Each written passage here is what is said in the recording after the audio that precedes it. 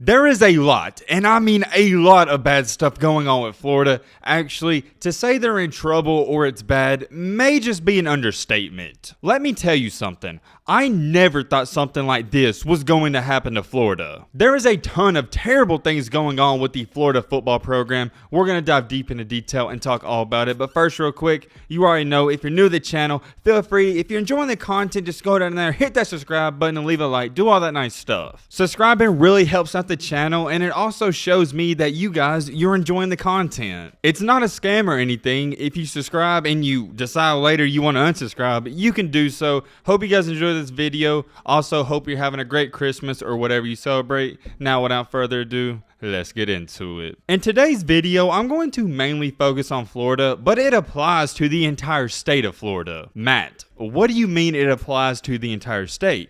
Well, how do I say this nicely? Florida football has hit rock bottom, and I'm talking about every single team. The big three in Florida, or the previous big three, because they're not no big three anymore, nobody's scared of them, was Miami, Florida State, and Florida. For years and years and years, and I'm talking about years, those three teams were always good or great. And for example, if one team wasn't that great, the other two teams were going to make up for that. There has never really been scenarios where all three teams are mediocre or bad, like we've seen this year and the years prior. I was going through Twitter last night after Florida had, once again, they're embarrassing, and I'm talking about embarrassing loss to UCF. I get it, UCF, y'all are gonna say, oh Matt, well they're not that bad. Look, I don't respect the non-Power 5. You put UCF in the SEC, they're not going 8-4 like they did in their conference. I don't care if Florida was 0-12. I'm still going to expect them to win because that's what they should do. They have all the 4- and 5-star recruits in the country in their backyard. I understand UCF is in Florida too, but they're not getting all these top recruits like Florida does. UCF doesn't have the money, they don't have the equipment, and they don't even have the staff that all these other schools have, and yet they beat Florida. I'm going to end my mini rant there. That was the icing to the cake this year,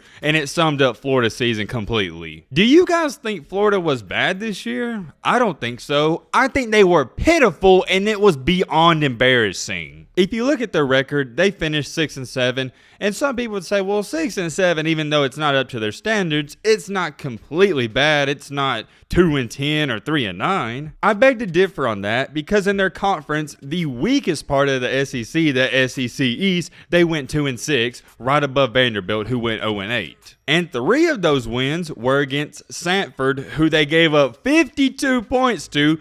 I'm going to repeat that, 52 points. They beat FAU and South Florida. Those are the cupcake games. You take away all of them, they really only won 3 games this year. I know this is a little off topic, but I would like to see these cupcake games off the schedules. And I get it. You guys are going to say, well, Matt, that's how those schools, they get money. They get checks for those games. I don't like seeing them. They're not fun to watch. I wish we could do away with it. It also gives you a false perception of the team's overall record because those are almost guaranteed wins. Anyways, before I get sidetracked, let's get back on the topic with Florida. We got some serious stuff to talk about. It's not as simple as, oh, there's only a couple issues with this program. No, there is so many issues. I don't even know where to start. Whoa, hold on. I have the perfect place to start. Some of you Florida mans may be saying, it was just a bad season. We're going to be rebuilding next year and we should be back. I beg to differ with that statement, and I'm going to challenge you. Here's why. This goes out to all my Florida fans. I'm sure you're good people, but I gotta be honest. You're not rebuilding, you're just bad. For those of you saying, no, Matt, you're wrong, we are rebuilding, I'll offer you with cold, hard facts. If you're in quote-unquote rebuild mode, like I see many of you saying, how come you rank last, let me repeat myself, last in the SEC in recruiting? For my non-SEC fans, do you know what that means? That means Vanderbilt out-recruited Florida, and Vanderbilt sucks. Vanderbilt's won 1 to 2 SEC games in the last 5 years. That program is beyond awful. I gotta emphasize it so you get it engraved in your mind. Florida finished dead last in the SEC in recruiting. Why am I freaking out over this? Because Florida has the most 5-star recruits, the most 4-star recruits, and most 3-star recruits. Before I go any farther, I know everyone's going to say, no, Matt, you're wrong. California does. It's almost 50-50. California does some year and Florida does the other. If you want to say California is 1A, we can say Florida is 1B. It doesn't matter. You get the point. That's why I'm worried, and that's why I think Florida is in huge and deep trouble. You have all these great athletes in your backyard, and they don't even want to go to your school. And before some of you try to say, well, Matt, that's what happens when you hire a new coach. You're going to lose out on recruits. Well, LSU's not ranked dead last in recruiting. They're still in the top 6 or 5 in the SEC. You can make up any excuse in the world you want to. I'm not giving you one. There's none for finishing dead last behind Vanderbilt. Let me throw this screenshot up on the screen.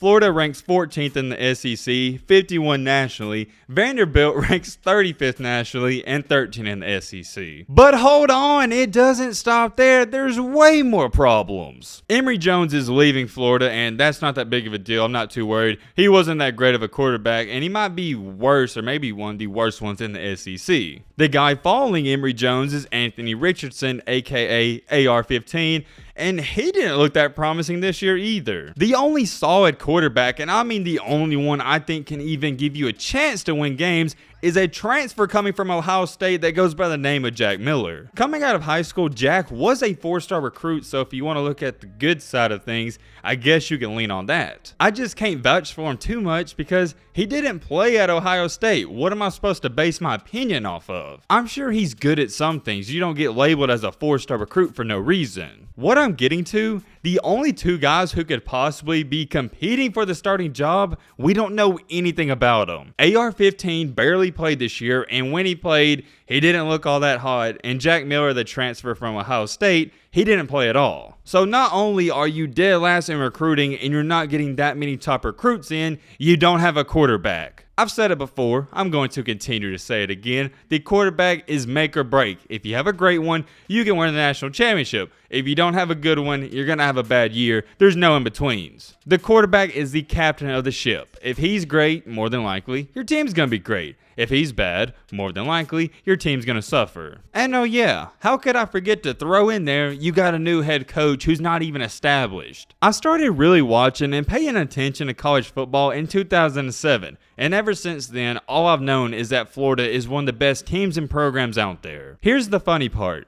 If you would have told me in 2007 or 2008 that Florida one day would go 6-7 and they'd be a laughing stock of the SEC, I said you're out of your mind. I wouldn't have believed it. I straight up would have thought you was crazy or on drugs. To go even farther on that statement, if you told me in 2007 or 2008 that UCF would arguably be the best team in the state, I don't know what I would have said or done. We've gotten to the point in 2021 where UCF actually thinks and they tweet out they're the best team in Florida. Let that sink in with you, and that's not just on Florida, that's on Miami, Florida State, and Florida. You're really letting your little brother tweet out this stuff and you can't even back it up because they're beating you on the field. I haven't even talked too much about the game last night. I don't have much to say. The entire year has gone that way for Florida. It's beyond embarrassing, and I can't emphasize that enough in this video. The worst part of the game didn't happen in regulation. It happened after the game when the Florida players were trying to fight and beef with the UCF players. Is that not a concern for you that your players are more amped up after the game than they are during the game?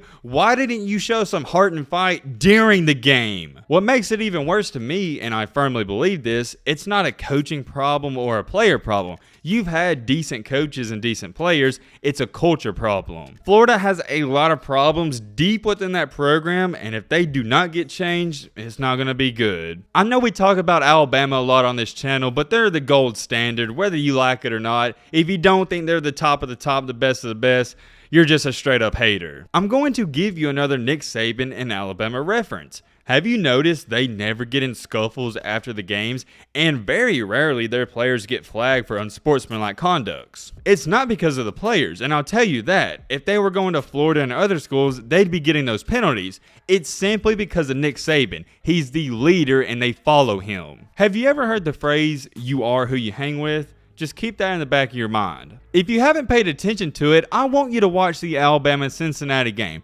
Notice how after any time Alabama has a bad play or a great play, all they do is tackle the guy, get up, and they move on to the next play. They rarely show emotion. It's a great example of Nick Saban training his guys well, and last night was a great example of Florida players not being trained well. Looking ahead for Florida, what's next? Why should I believe they're going to win more than 6 games next year? They don't have a quarterback, they don't have a great coach, they have the worst recruiting class in the SEC, and they have zero leadership. Like I said earlier in this video, it's not just Florida, it's Florida State and Miami. Miami only finished 7-5, and Florida State was a miserable 5-7. I feel like some of you don't quite understand. Let me put it in a better perspective. I have a great example. Recruiting in Florida would be the equivalent of you standing around 10 hot girls and not being able to pull a single one. That's what's going on with Florida. Florida has all these pretty females, these top-notch females, and yet they don't even want to go there. I hope that made sense. The entire state of Florida, more importantly, Florida University,